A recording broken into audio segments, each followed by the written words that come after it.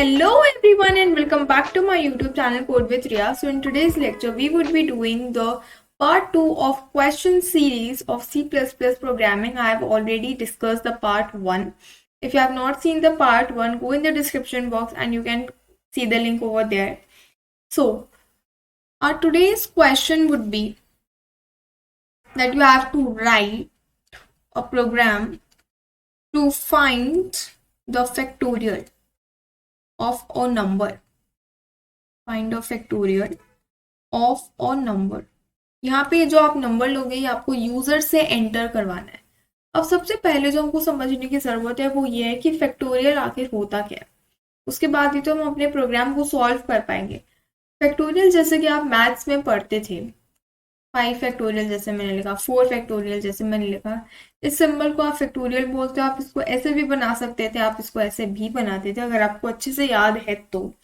इसका मतलब क्या होता था कि इसके प्रीसीडिंग में जितनी भी डिजिट्स आती हैं, जितनी भी नंबर्स आते हैं वो इससे मल्टीप्लाई होते होते जाते हैं टिल 1. तो 4 फैक्टोरियल अगर मैंने लिखा तो इसका मतलब क्या है, 4 multiplied by 3 multiplied by 2 multiplied by 1. 5 factorial लिखूंगी तो 5 इंटू 4 इंटू 3 इंटू 2 इंटू 1 कुछ इस तरीके से आपके पास आता है. यहाँ पे आपको बेसिकली क्या करना है, यूजर से एक नंबर को इनपुट कराना है. जो भी नंबर वो इनपुट करते हैं उसका आपको फैक्टोरियल निकाल के देना है. प्रोग्राम कैसे स्टार्ट करते हैं, सबसे पहले हम लिखते हैं अपनी header file that is #include iostream. #include iostream. Second line में हम क्या लिख रहे होते हैं, using namespace std. Using namespace std. फिर हम लिखते हैं अपना int main function.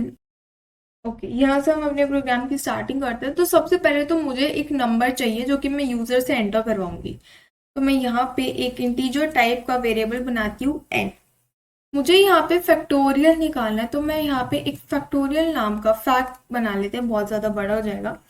फैक्ट नाम का मैंने यहाँ पे एक वेरिएबल भी बना लिया एंड इसको मैंने इनिशियलाइज करा है 0 से. मैंने आपको लास्ट लेक्चर में ही बताया था कि जब भी आप सम को इनिशियलाइज करते हो आप इनिशियलाइज करते हो 0 से. सॉरी, यहाँ पे फैक्ट को हम 1 से करेंगे. एंड जब भी आप मल्टीप्लीकेशन में कोई वैल्यू को ले रहे होते हो, फैक्ट हो गया, या फिर आप मल्टीप्लाई कोई प्रोग्राम सॉल्व करो तो आप उसको हमेशा 1 से इनिशियलाइज कर रहे होते हो. It depends on the condition that is given in the program. And यहाँ पे फिर हम एक नॉर्मल सा स्टेटमेंट प्रिंट करवा देंगे that is enter the number. कोई भी स्टेटमेंट आप अपनी मर्जी से प्रिंट करवा सकते हो. मैं बहुत ही बेसिक सा स्टेटमेंट ले रही हूँ क्योंकि मुझे आपको समझाना है. यहाँ पे हम क्या करेंगे, सी इन के अंदर हम सी इन को यूज करके एन के अंदर हम जो भी वैल्यू यूजर एंटर करता है उसको स्टोर करवा लेते हैं. एंड यहाँ पे हमें वाइल लूप से प्रोग्राम लिखने वाली हूँ. आप फॉर लूप से चाहो तो वो भी लिख सकते हो. फॉर लूप से आप कैसे लिख सकते हो मैं आपको वो भी बताऊंगी by the end of the video and you have to try it by yourself using the for loop. यहाँ पे हम लिखते हैं एक while loop that while n is greater than equal to 1. यहाँ पे हमने 1 क्यों लिया है, देखो मुझे किसी भी नंबर का अगर फैक्टोरियल निकालना है तो उसमें जो लास्ट डिजिट होनी है तो वो तो 1 ही है. इट इज फिक्स कि जो लास्ट नंबर होगा वो 1 ही होगा. चाहे मैं 10 फैक्टोरियल निकालूं, चाहे मैं 100 फैक्टोरियल क्यों ना निकालूं, लास्ट नंबर हमेशा मेरे पास 1 ही रहेगी. 1 से नीचे अगर मैं जाऊंगी दैट इज 0, मेरी पूरी की पूरी वैल्यू ही 0 हो जाएगी विच डजंट मेक्स एनी सेंस. मैंने यहाँ पे एक एंड वैल्यू फिक्स कर दिया कि भाई मुझे 1 तक जाना है, 1 से नीचे नहीं जाना, 1 से ऊपर भी नहीं आना है मुझे. ओके, तो यहाँ पे अब हम अपनी कर्ली ब्रेसेस को स्टार्ट करते हैं. यहाँ पे हम एक लॉजिक लिखते हैं that fact is equals to fact multiplied by n. And यहाँ पे अगर आप देखो तो मैं एक एक नंबर से पीछे जा रही हूँ. दैट मीन्स यहाँ पे डिक्रीमेंट हो रहा है. 5 का अगर मैं डिक्रीमेंट करूंगी तो मेरे पास 4 आएगा, 4 का डिक्रीमेंट करूंगी तो 3 आएगा. तो इसी तरीके से मैं 1 तक पहुंचूंगी. तो यहाँ पे इंक्रीमेंट तो हो ही नहीं सकता, यहाँ होगा डिक्रीमेंट बाय 1. आप चाहो तो n is equal to n minus 1 भी लिख सकते हो या फिर n माइनस माइनस भी लिख सकते हो, बिल्कुल सेम है. एंड जैसे हमने लास्ट प्रोग्राम में करा था उसी तरीके से मैं यहाँ पे एक सिंपल सा स्टेटमेंट को प्रिंट कराऊंगी दैट फैक्टोरियल इज, यहाँ पे ये कर्ली ब्रेसेस बंद एंड यहाँ पे फैक्ट की वैल्यू आपकी शो हो जाएगी. यहाँ पे हम लिखते हैं रिटर्न 0 एंड यहाँ पे आपका प्रोग्राम एंड. ओके, तो मैं आपको इसका एक बार ड्राई रन समझा देती हूँ। ड्राई रन, सबसे पहले हमने हेडर फाइल लिखी। आई डोंट थिंक सो कि आपको इन 4-5 लाइनों में कोई भी डाउट है। यहाँ तक तो एटलीस्ट आपको डाउट नहीं होना चाहिए अगर आप मुझे स्टार्टिंग से फॉलो करते हुए आ रहे हो। यहाँ से वाइल लूप से हम देखते हैं। यहाँ पे मैंने कंडीशन लिखी है that n should be greater than और इक्वल टू 1। यहाँ पे मैंने 1 ही क्यों लिया है, मैं उसका लॉजिक आपको ऑलरेडी समझा चुकी हूँ। ओके, एन या तो इक्वल होना चाहिए या फिर बड़ा होना चाहिए 1 से। एन क्या है? एन वो नंबर है जो कि यूजर एंटर करेगा। फॉर एग्जाम्पल, यूजर ने एंटर करा 4। 4 is the number that is entered by the user. यहाँ पे कंडीशन चेक हुई, is 4 greater than 1, the condition is true. हम इस लूप के अंदर आ गए। यहाँ पे एक लॉजिक लिखा हुआ है that fact is equals to fact multiplied by n. Fact की वैल्यू स्टार्टिंग के अंदर हमने 1 इनिशियलाइज कर दी है। यहाँ पे हम लिखेंगे 1 मल्टीप्लाइड बाय एन की एक्चुअल वैल्यू जो कि यूजर ने एंटर करी है, दैट इज 4। क्या वैल्यू है इसकी? 4। So 1 multiplied by 4 will give the result as 4 and 4 will be stored in the fact variable। ठीक है, बिल्कुल। अब यहाँ पे समझते चलो, ये वाला पार्ट मेरा सॉल्व हो चुका है, ये वाला पार्ट अभी सॉल्व होना बचा है। अब वो कैसे सॉल्व कर दें ये भी देखते हैं। एन माइनस माइनस हुआ, एन की वैल्यू क्या थी? 4 से इसकी वैल्यू हो गई 3 क्योंकि डिक्रीमेंट हो रहा है। कंडीशन चेक हुई again, is 3 greater than 1, the condition is true. हम वापस से अंदर आए, यहाँ पे हमने देखा fact is equal to fact की प्रीवियस वैल्यू है आपके पास 4, तो आप लिखते हो 4 मल्टीप्लाइड बाय एन की एक्चुअल वैल्यू जो कि अब हो चुकी है 3 after decrement. 4 multiplied by 3 will give you 12। 12 आपका फैक्ट के अंदर स्टोर हो जाएगा। अब इस स्टेप से आप ये देख सकते हो कि मेरा यहां तक का, जस्ट अ मिनट,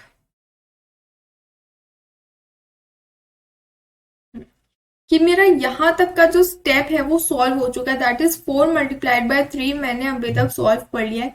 अब मुझे ये 2 और ये 1 भी सॉल्व करना है। वो कैसे करते हैं, अब आगे बढ़ते हैं। वापस से यहाँ पे डिक्रीमेंट होगा, डिक्रीमेंट होगा तो 3 की वैल्यू डिक्रीज होगी, आपकी हो जाएगी 2। कंडीशन चेक होगी, is 2 greater than 1, the condition is true. Next line में आ जाएंगे, fact is equal to fact की प्रीवियस वैल्यू जो कि आपकी 12 मल्टीप्लाइड बाय एन की अभी current value that is 2, it will come out to be 24। ये वाला स्टेप मैं यहां तक पहुंच चुकी हूँ, ये पूरा स्टेप मैंने कंप्लीट कर लिया, मेरे पास सिर्फ 1 बचा है। अब यहाँ पे क्या होगा, एन माइनस माइनस होगा अगेन, 2 से इसकी वैल्यू हो जाएगी 1। कंडीशन चेक होगी, is 1 greater than 1? No, but is 1 equal to 1? Yes, 1 is equal to 1। तो यहाँ पे fact is equal to fact की previous value which was 24 and N की current value which is 1 multiply करेंगे तो आपका आंसर आता है 24। 24 will B store in fact. आपका प्रोग्राम यहाँ पर खत्म नहीं होता है, एन माइनस माइनस होगा, 1 से इसकी वैल्यू होगी 0। कंडीशन चेक होगी, इज 0 ग्रेटर देन और equal to 1, the condition is false. आप इस लूप से बाहर आ जाओगे एंड ये वाली लाइन आपकी प्रिंट हो जाएगी। अब यहाँ पे एक बार हम आउटपुट भी लिख देते हैं। Output same to same statement लिखेंगे, enter the number, enter the number, हमने एंटर करवाया है 4 एंड ये पूरा आपका ड्राई रन होके यहाँ पे आपके पास शो होता है दैट फैक्टोरियल इज कितना है आपका 24 एंड यहाँ पे आपका प्रोग्राम सक्सेसफुली टर्मिनेट हो जाता है। Let's go to the compiler and see that if it is working in the correct way or not. I've already written the program over here for you in order to save the time. सबसे पहले हमने लिखी है header file, then हमने लिखा using namespace std, हमने int main function लिखा है यहाँ पे। बिल्कुल सेम टू सेम प्रोग्राम मैंने यहाँ पे लिखा है जो कि मैंने आपको समझाया है। int n बनाया, fact is equal to 1 declare किया, डिफाइन करा, यहाँ पे सी आउट से एक सिंपल सा स्टेटमेंट प्रिंट कराया that you have to enter a number. C in के थ्रू हमने एन के अंदर एक वैल्यू को स्टोर करवा लिया यूजर के थ्रू। कंडीशन लिखी that n should be greater than equal to 1। Same to same condition है जो कि मैंने आपको यहाँ पे दिखाई है, you can see. Then fact is equal to fact multiplied by n and n minus minus and then ये पूरा प्रोग्राम। एक बार इसको रन करके देख लेते हैं। मैंने आपको एग्जांपल के अंदर 4 से समझाया था, तो मैं एक बार आपको 4 से करके दिखा देती हूँ एंड एक बार हम कोई दूसरा नंबर भी ले सकते हैं। लेट्स एंटर 4 तो 4 में मेरा आंसर यहाँ पे 24 आ रहा है। एंड जब मैंने आपको यहाँ पे नोटबुक में सॉल्व करके बताया था, यहाँ पे भी आपका आंसर 24 ही आ रहा है। Now let's take some other digit, some other number. यहाँ पे मैं लेती हूँ फॉर एग्जाम्पल 7 लेंगे तो आपका यहाँ पे फैक्टोरियल कितना आ रहा है 5040, which you can check by using the calculator also. तो या मैं आपको अब इस प्रोग्राम को आप फॉर लूप के थ्रू किस तरीके से कर सकते हो, मैं आपको वो भी बता देती हूँ एक बार। पर आपको फॉर लूप से ट्राई खुद से करना है। फॉर लूप का सिंटैक्स आपको याद होगा, सबसे पहले आप इनिशियलाइजेशन करते थे, देन आप कंडीशन लिखते हो एंड उसके बाद आप इंक्रीमेंट या फिर डिक्रीमेंट जो भी होता है वो करते हो। यहाँ पे हमें इनिशियलाइजेशन करना है, दैट इज इनिशियलाइजेशन करेंगे हम।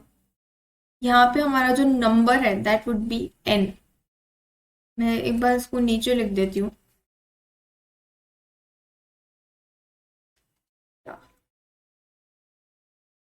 यहाँ पे मैं आपको फॉर का लिख के बताती हूँ।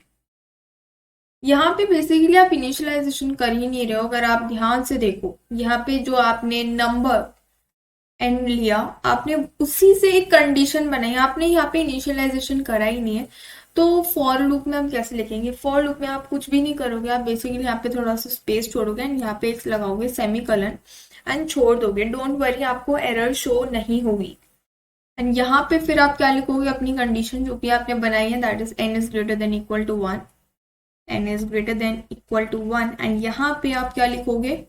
यहाँ पे आप डिक्रीमेंट कर रहे हो तो आप यहाँ पे लिखोगे decrement and minus minus and यहाँ पे ये खत्म। एंड यहाँ पे बिल्कुल सेम टू सेम यही ब्लॉक आएगा। डिफरेंस अब इतना होगा कि यहाँ पे आपको बेसिकली कोड ऑफ ब्लॉक को डिफाइन करने की जरूरत नहीं है, क्योंकि यहाँ पर आप एक सिंगल स्टेटमेंट को प्रिंट करवा रहे हो। एंड फॉर लूप के बाद में, कंट्रोल स्टेटमेंट्स के बाद में आप जो भी स्टेटमेंट लिखते हो वो इसी के साथ इंक्लूड होता है। So yeah, that's all for today. Subscribe my channel if you are new to my channel and don't forget to hit the bell icon. I'll meet you in the next video. Till then, stay safe and stay happy.